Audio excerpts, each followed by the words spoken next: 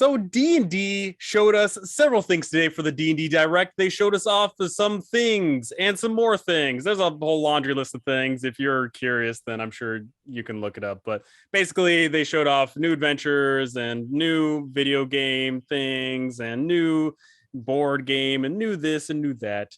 But more importantly, they didn't announce some things. What's that burning thing that you wanted, Fred? What do you want that they refuse to give us? Well, I don't know about burning, but I do have a list of things that I was hoping I might hear something about, which I didn't. So I'm going to be very quick about this. I wanted to hear a little bit more about the Dungeons and Dragons evolution that's happening in 2024. Sexy. I wanted to know a bit more about Dungeons and Dragons Beyond pricing, because I know there's so many people asking questions about that. I wanted to know about Dungeons and Dragons mobile apps and so forth, because I figured it's going to happen. I wanted to know a bit more about kids' board games, which we really didn't get. I wanted to know about the Dragonlance novels. Didn't hear anything about that. I wanted to hear about book redemption codes, whether they would exist or not, because I know people are asking. I wanted to know about Dark Sun, because I know everybody's going to keep going on about that sort of stuff. I wanted to know about the virtual tabletop that we know has been in development over at D&D Beyond, because they've got all the maps hidden behind some little barriers, and they haven't been released yet. Yeah. And so we haven't seen that. I wanted to know a bit more about the Dungeons and Dragons TV series, which essentially they just said there's a TV series. And then I wanted to know a little bit more about new video games, because really they just said something about Neverwinter Dragon Slayer, which wasn't really a new game. It's just an add-on to an existing game. I wanted to know a bit more about specifically the maps that they had as a resource on D&D Beyond as well, not just the virtual tabletop. I wanted to know about some of the merch that they might be putting out, because people are going to ask about the merch. And since I do, in fact, have some merch myself, it would be nice to know a bit more. And I wanted to know about what Magic the Gathering tie-in they would have with Dungeons and Dragons, so we could watch a few more people pop their heads right off and generally just vomit all over the place and into puddles. So there's a lot of stuff. Quite a reaction, yeah. Yeah. How dare they add newest thing to my thing? How dare they? Like, I see people are like, it is a little off D&D here, but for Magic the Gathering, there's gonna be a Lord of the Rings set in like a year or two, and people are already pissy about that. You know, people just love to be angry. But so AJ, what was the thing that you wanted them to talk about that they just refused to mention? Anything that's not on Fred's list. I mean, you can double down. Well, yeah, I agree with most of the stuff there. I think that a few of the key things that they mentioned in there that wasn't pure straight up advertising, and also their announcement of an announcement, which was so funny. I was watching the bingo lists that people wrote up, and they were very, very accurate in their predictions about how Wizards of the Coast would behave. They just can't help themselves. They've got this whole cloak and dagger marketing thing of like, we'll tell you about it, and like they think that they're being open with the fans, but they're really not. I mean, nobody teases a major like want of the fans on April Fools. Like, you can poke the tiger so many times, and then eventually you're going to get the claws and fangs. And that will be somebody hacking into the Tiamat server at Wizard of the Coast and getting all of their information. I'm just telling you that's going to happen anyway, because your security is terrible. Anyway, so Dungeons and Dragons, Hasbro has acquired Dungeons and Dragons as a lifestyle generational hobby. So look at the fandom around you. We wear shirts and branded stuff with stuff about our hobby plastered all over it like we're fucking bikies. Like, I can't think of anything else where, like, people who play Scrabble every single day don't have Scrabble branded t-shirts and things, you know? So, or if they do, steer clear from them. Yeah, so I see that ramping up a lot. What I would have liked to have seen is some clothing lines, some travel luggage, some stuff for the discerning older gamer, some nice tasteful dinner jacket style, stuff with a tasteful little D20 like cufflinks, something like that, something nice. Because they're marketing like they don't seem to make up their minds. Are you marketing to 12-year-olds? Because a 2-year-long campaign book is not something that 12-year-olds can handle. Trust me. I played Dungeons and Dragons when I was a teenager. We didn't have a campaign that lasted longer than 3 sessions until I was in my mid-20s. Yeah, so it's like, get to know your core audience, D&D. Like down at the Wizards of the Coast office, I hope they actually just drag completely random unknown people in off the streets and say, hey, look, we're going to lock you in this room and give you $50 at the end of it. We're going to give you these books. Please learn how to play this game and play it however you see fit, and just observe what happens. That would be interesting. That would be a great social experiment for sure. It would. Shit, I might even do that. Just down at the local library. It's like, I'll give you $200 each. Yeah. So yeah, that would be fun. That's when you get the what was it, Key and Peele thing, where the guy gets his gangster cousin to come in and he sits down and plays Dungeons and Dragons with him. It's just like rolls his dice, 18 titties fall out. That was so funny. But yeah, it's like that. There's many different ways, as you said. There's many different ways of playing Dungeons and Dragons. No two people play Dungeons and Dragons exactly the same, and we need to dispel the idea that we're a homogenous, all the same hobby of people who are all paying attention to the same things, want the same things, play the game the same way, obtain information the same way, watch the same YouTube channels, etc., etc. Yeah. One thing I was kind of happy about is the lack of large amounts of Critical Role, and that they seem to cleave more to the acquisitions incorporated side of it, which is pleasant because that's more my side of the fandom. And I see a lot more professionally produced live stream play, which I think Wizards of the Coast needs to concentrate on, because that's their best marketing tactic. Yeah, I definitely think that they need to start upping their game in merch that's everyday apparel in life. I think they need to step up their... That is the thing that I didn't see them announce that I wanted. They hinted at the fact that they've got a lot of IP that Hasbro owns, Marvel, My Little Pony, like all that stuff, right? So we're finally going to get at the My Little Pony RPG. They have said that they're going to be using the Magic the Gathering card system and the Dungeons and Dragons system to produce products for these different games. And we haven't seen this since the D20 era, where they were producing like, oh, by the way, D20 Modern, congratulations on 20 years. Yeah, so you can see a lot of different products coming out, like G.I. Joe, the RPG, or whatever. So we're going to see a lot of merch. Star Wars levels of merch, original Star Wars levels of merch, is what I see Wizard of the Coast producing. And I'm there for that. I'm quite happy to fill these shelves with not necessarily Drist's swords, but, you know, Vecna's eyeball or something like that floating in a jar would be nice. Hey, I suppose I could just make my own. Yeah, you probably could. Yeah. Actually, that's a good point, AJ. One of the things that I had tortured and teased the community about was Masters of the Universe, because for those, no, Kevin Smith is going to get his stink all over that. No. But so bear with me. There's a lot of people who own different parts of Masters of the Universe. It's scattered like you wouldn't believe. It's very, very complicated.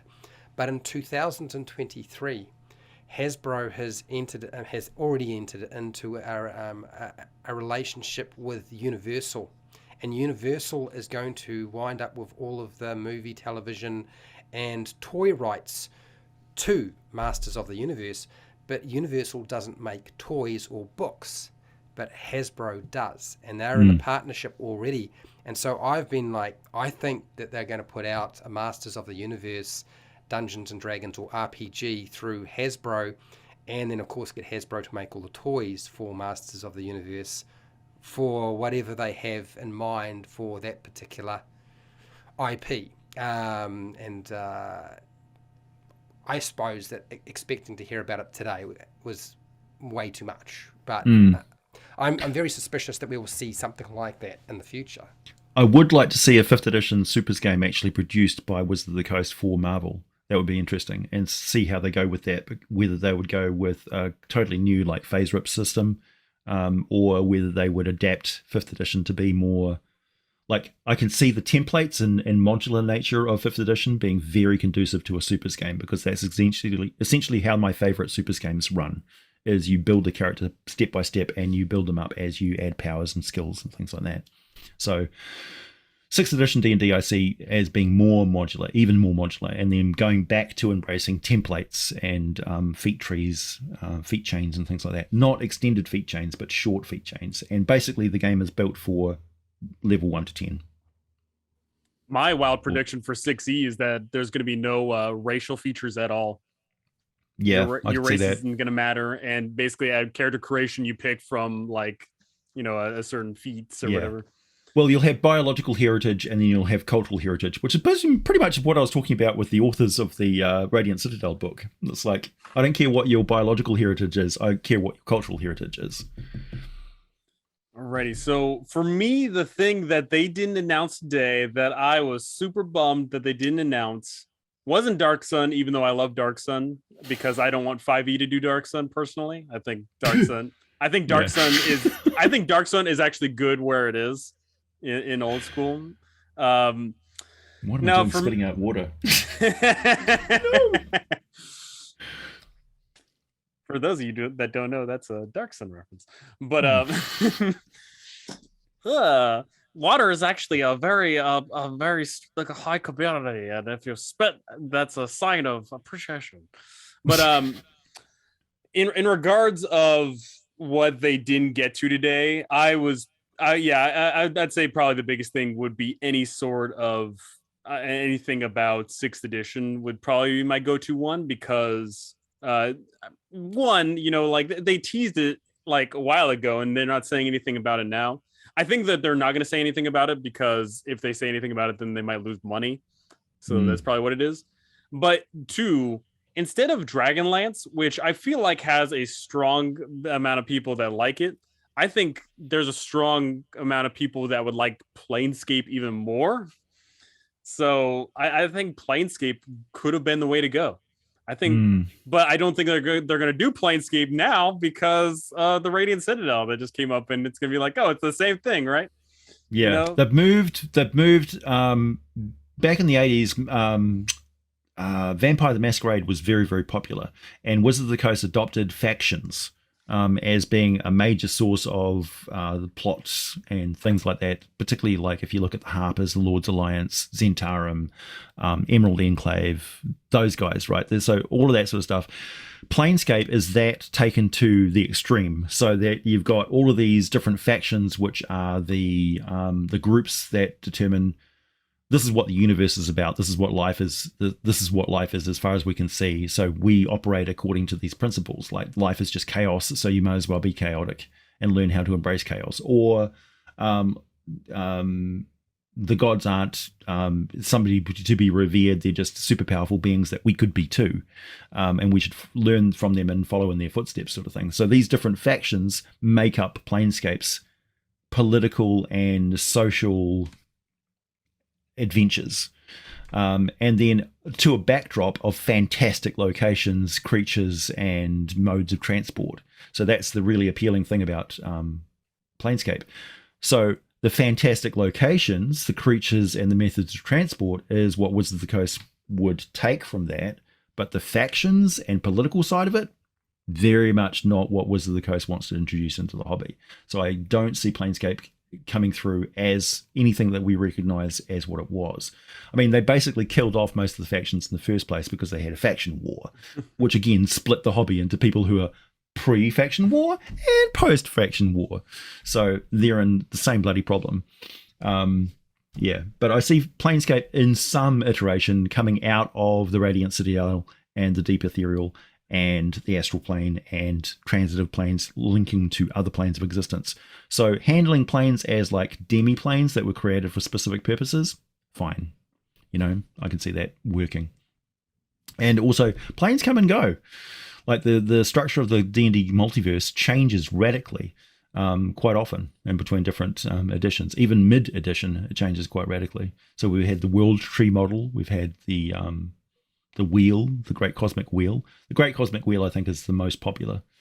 But yeah, there's still people who cleave to the world tree model. Don't know why. Well, that was what we wanted to see from D&D Direct, which leads us to believe that maybe D&D does this regularly. Maybe they do this annually, yearly. I doubt quarterly. I think that'd be a little too much, but maybe it'll be a regular occurrence. And I think honestly, when it comes to any business ever, them having a roadmap makes everyone feel so much more confident in the product. I cannot tell you how many companies I look at where I see no roadmap of the future, just empty promises, and I'm just like, eh. But when they tell us, hey, this product's coming out this day, this day, this day, and they have regular, meetings about, oh, hey, here's what's to come, I feel so much more confident. And I hope that is the business style that Wizards of the Coast takes up, because they would certainly get a lot more eyes on, and people would be receptive, and everyone could so much more fun leveling up a character when you've got a feat progression or something like that. This was not a throwaway announcement. This was a feat announcement. So tell us down below, what did you see from the D&D Direct that you loved, and what did you not see that you wanted to see? And props down below for everybody that mentions Dark Sun, because Dark Sun's the real good stuff. We're not getting in 5e, people, get over it. Anybody who can answer me this trivia question about Dark Sun gets 10 points for House Gryffindor. What species originally lived and was the only species that lived on the planet of Athos? If you know the answer, comment down below, and you will get the brownie points, the AJ points, the Gryffindor house points, and you'll win the cup like you do all 7 years in a row. Screw you, Slytherin. And yep, I'll send you the diploma via owl. Alrighty, comment down below, because I would love to see it. Alrighty. Get us out of this, man. All right, that's me. Let's get us out of here. That was a fine set of fun questions with the delightful gang of Noir Dwells. So, Fred, tell us where you can find us.